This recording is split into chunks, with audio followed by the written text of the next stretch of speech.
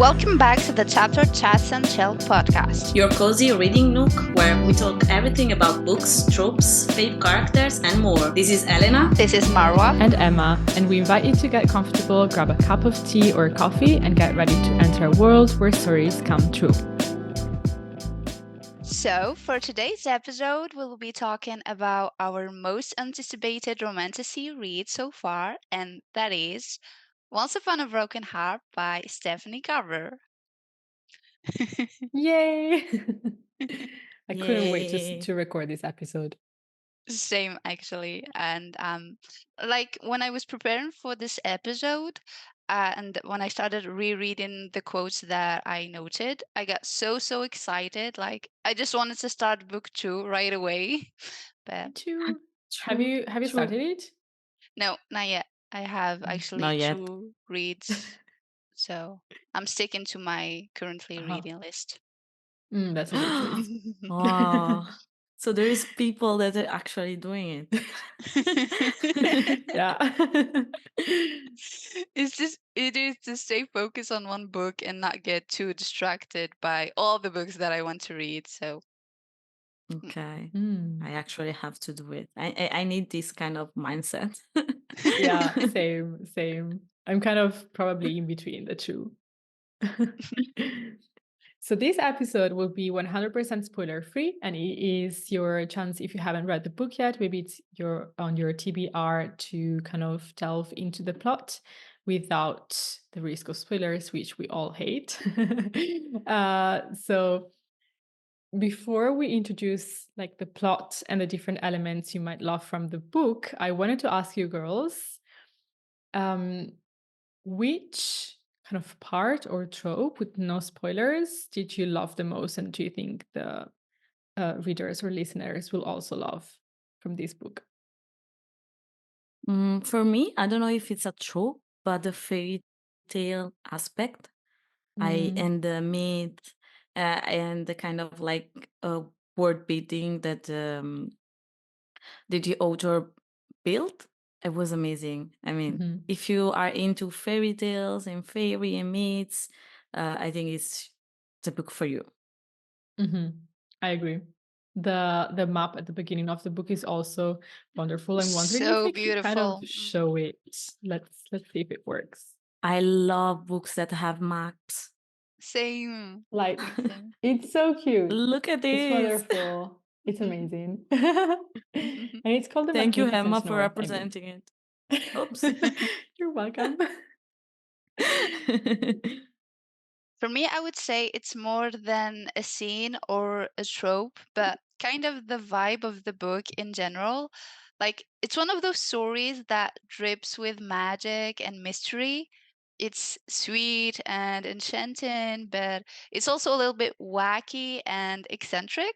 Like, in my opinion, this book has all the good ingredients a romantic reader is looking for. So that's why I'm so excited again to read book 2 and 3 because I can see how it goes.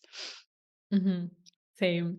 I agree 100% with both of you, and I think, like as you said, Mara, it really kind of has all of that fairy tale elements, and for me it brought me back to my childhood a little bit in the curiosity to explore the different parts of the story. And some of the elements, like the fairy tale elements, might sound a little bit familiar, like there is a stepmother, there is a stepsister, and all these kinds of things, but also it's revisited in such an interesting way that it never gets boring. Totally agree. True. And I will add that Once Upon a Broken Heart is a tale for the hopeless romantic. So if you are one of them, yeah, I think we are. Read this book. Yes, exactly. Absolutely. Okay, spoiler-free plot chat. So the plot on, I guess, the back of the book goes like, for as long as she can remember, Evangeline Fox has believed in true love and happy endings until she learns that the love of her life will marry another. Desperate to stop the wedding and to heal her wounded heart, Evangeline strikes a deal with the charismatic but wicked Fate, the Prince of Hearts. giggling and kicking my feet. In exchange for his help, he asks for 3 kisses to be given at the time and place of his choosing. But after Evangeline's first promised kiss, she learns that bargaining with an immortal is a dangerous game, and that the Prince of Hearts wants far more from her than she'd pledged. He has plans for Evangeline, plans that will either end in the greatest happily ever after or the most exquisite tragedy. I mean, Oh. there's lots of promising elements, I think, even just from the plot. Like, for me, this book is kind of a rough mix between Alice's Adventures in Wonderland and the Mm. Bridgerton Chronicles. I haven't read True. either of those. I'm kind of ashamed to Really? do yeah. Well, I read the Bridgerton Chronicles, like, not all the books, but 2 or 3 of them, I think. And they're Mhm. cheesy, like, really, really cheesy. So, they're good, but they're really cheesy. But the TV show is great. But Like, wait, I'm a huge fan of It's the better. TV show. It's better. Yeah. is it like Bridgerton, the TV series? Yes! Oh, Yeah. I Yes! love it. I agree with you, Marwa. I also read Till Colin book, so I think it's the fourth. Yes. And The third Colin, wait, Daphne, Anthony, Benedict. No, the fourth. You're right. the fourth, yeah, and I totally prefer the TV series, like Really? 100 times Mm. better than the books. Ooh. Yeah. And I hate, spoiler alert, I hated the fourth book. Like, Colin is so unbearable. Ugh. I don't like him either. Yeah. Really? Oh, My I'm favorite one is not. Benedict. Yeah. Yeah. He's the True. best. Mine too. I haven't True, read I the agree. books, but I'm just waiting for his like the season, I Mm, guess. I hope that we have one in the future. But we have yes, to wait that's so right. long for the next season of Bridgerton. Actually, season 3 is going to be aired on the 8th of March or something like that. Oh, It's okay. divided in 2 parts. Part 1 will be Yes. aired in March and part 2 in April or May or something like that. Yeah. I But don't do you like know to why they wait. split it? Yeah, why they I don't split it? know, maybe to get more audience, Ah, which I don't know, because they already have a lot of people who love true. watching the Bridgertons. So, Mm, yeah, and we had to wait for so long. So I yes, Oh, unfortunately. well, True. fortunately, we have books like Once Upon a Broken Once Heart upon a to broken. read in Yes. while we're That's waiting. true. Yeah. I feel like we could go on and on with the Bridgerton digression. And wait, the soundtracks. I didn't really make the connection. Like I didn't think of it until now. But I think rereading Once Upon a Broken Heart or reading it for the first time if you haven't read the book yet, listening to the Bridgerton soundtrack could be interesting. Yeah, actually, that would be so, so cool. Wow. Maybe Mm, reading while reading the second one, we could actually like having Try it. all these violin soundtrack. yes. Oh my god, they are so amazing. Yeah, for sure. Yep. So, just in case you need a little further convincing to start reading the book, or you just want to go into the magical world we just described before starting to actually read the book, we have some of our favorite quotes from Once Upon a Broken Heart. And so, girls, Mara, do you want to start with yours? Mm. At first, I'll go with the basic quote, let's say, aka the famous one that says, I believe there are far more possibilities than happily ever after or tragedy. Mm. Every story has the potential for infinity endings. Another Mhm. Yeah, one I love that is one. another one is if hope were a pair of wings, Evangeline's were stretching out behind her, eager to take flight again. I really, really love these quotes Mm. because they give me hope. Like they make me dream. They put a smile on my face. Like that's why I picked them. Mhm. They're wonderful. I love them. True. They're so amazing. I don't know, you're What about you, dreaming. Emma? Oh, because now I remember Um, when I read it the first time. yes. Also, kind of, sorry, a little bit of a digression. So, you know, when you love a book so much, that you want to kind of reread it for the first time, but you can't, of course. But I've seen like thousands of TikToks about this. Like, I wish I could have read Akotar series again for the first time, or my favorite book for the first time again. What's your take on that? What do you think? Like, wait, like rereading your favorite book. Yeah, yeah. When you love like a book so much, do you wish you could reread it for the first time, or not? Yes, Yeah? definitely. Yeah. Okay. I'm kind of Like, torn, to be honest. Like, Why? yeah, on the one hand, it would be really, really wonderful, but also I think rereading a book that you really loved for the second time is kind of an interesting experience on its own because you know a little bit of, well, you know the history, uh, how it goes, you know the characters a little bit more, and I think you can also kind of see the foreshadowing and really appreciate that there's, I think, a lot in this book of foreshadowing, so like little hints here and there that kind of then are explained later on in the book. And so I think it's like, yeah, of course, that would be amazing to reread it for the first time, but also it's just as wonderful, I think, to read it for the second time. I think Mm, both are different Mm. experiences Mm. depending on For what you're sure. looking for, For sure. it's true. but they're both good experiences. Moving back to the quotes. Okay, here's one of my favorites with no spoilers. So, all stories are made of both truths and lies, she used to say. She is Evangeline's mom. What matters is the way we believe in them. I really liked that one too. I Mm. remember.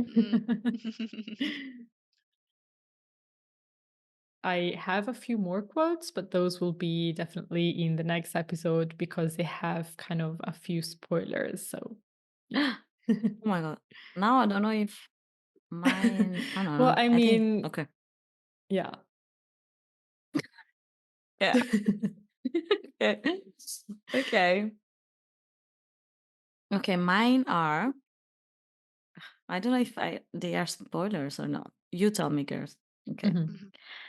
Have you already forgotten the way heartbreak rips apart the soul piece by piece? How it turns you into a masochist, making you long for the thing that just eviscerated you until there is nothing left for you to be destroyed? I mean, Mm. that's kind of the definition of art break. Yeah. And I love it. Definitely. And Mhm. another one that's definitely on the same pattern. People call it falling out of love, but falling was easy. She would clawed her way out, fighting to shake it off, to let it go, to find something else to hold on. And I love the part because I know maybe it's spoiler. Hmm. I don't know if I If we can. keep it, Okay. if you're a listener, don't worry. If we keep it, it's not a spoiler. Yeah. So you Okay. can keep listening. You're safe. So girls from the future, you will know. Okay, I really loved that part because she was like um trying to understand if the guy she was into was loving her back, and she was like, okay, it's easy to say, okay, just fall out of love, but falling out of love without having anyone to love, Mhm. it's hard and it's difficult. It takes time, and it's even more complicated if you don't have someone else to love. Mm. So I really really love that part, and it was just the beginning, like the first 40 pages. I was like, "Oof, I that's know. potential." Yes, yes. From page one, I would say like it hooks you so much, and with it starts immediately like it's as if you're jumping into the Mm, magical world. You have like magical bells and magical True. shops and all of these little elements and wonderful quotes really from page one, which is I think one of the strengths of this book that I really, really loved. I completely agree with you, Emma. Like, we have action and plot twists right from the start, and Mhm. we don't waste time with long introductions. The word building and the characters introduction, I feel like they happen naturally as the story Yes. progresses. So we don't get bored not once while reading, which is Mhm. very, very cool. Mhm. Yeah. But it's also like very, very gradual, as you said. Like I think it's the perfect pace because sometimes you kind of maybe you might feel the story is a little bit rushed to get into the action. For this book, it was perfect. Like you get action, but you also get character development in their own time. And if you look at characters at the beginning of the story and at the end of, well, not the story, but book one, you really, really see how they changed. Well, some more than Mm, others, but yeah. true. And actually, there is never a dull moment in this book. It's fast Mm. paced, but Mhm. it's not overwhelming. So you still Yes. understand what is going on. So that's another like great point about this book. Mhm. Mm, yes, and like every chapter comes up with a new thing, like a new piece of information regarding the plot and so, but at the same time, it leaves us with questions or on a cliffhanger, which makes the story super addictive because we just keep turning the pages, and it's honestly the holy grail for every reader, I think, to be hooked by a book like this. So, Girls, I read it, have so people. many yeah. Sorry. I have so many questions that I want to ask you in the next episode. So I need some answers and your opinions. Mm, we're gonna spill the tea. Yes. Yay. So, if you loved this episode, you want to read the book, you can find the details in the description. The book is Once Upon a Broken Heart by Stephanie Garber. This beautiful, beautiful cover. And if you've already read the book and you're interested in a book review, stick around. Next week, we will publish our book review with spoilers, insights, and questions for you as well. Thank you for listening. Bye bye. Yeah. Thank you for tuning into Chapter Chat and Chill. If you loved this episode, make sure you give it a 5-star rating, thumbs up, and comment below what you want to hear next. To stay connected in between episodes, follow us on Instagram and TikTok at Chapter Chats and Chill.